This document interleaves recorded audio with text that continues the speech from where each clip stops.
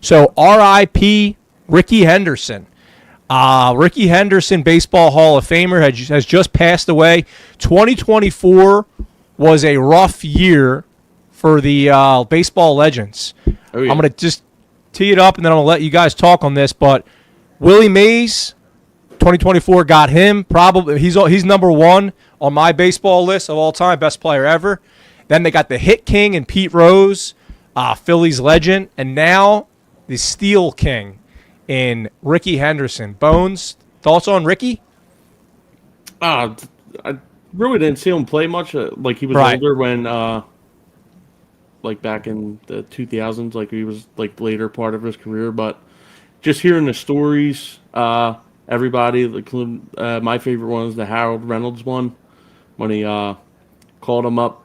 Rickey Henderson got hurt. I think it was in like May of the year or whatever, and Harold Reynolds and I think it was Willie Wilson were battling that last game of the season. Both had 59 steals. Willie Wilson went 0 for 5. Harold Reynolds got on base, got a steal, made it 60, and then goes home and he gets a call, and it's Rickey Henderson. He goes, "Reynolds, Henderson here."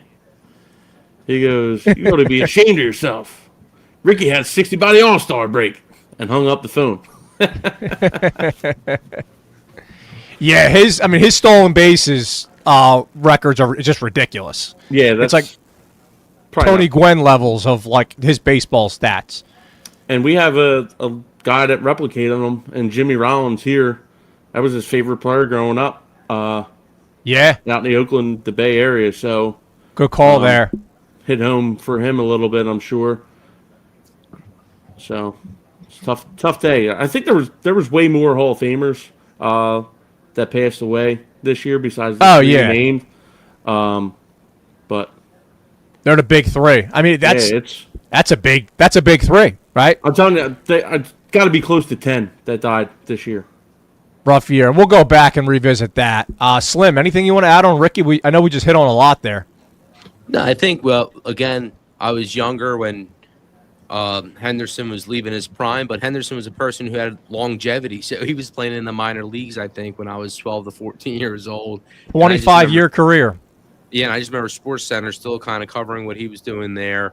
The second point is when he broke Lou Brock's record, the stolen base record.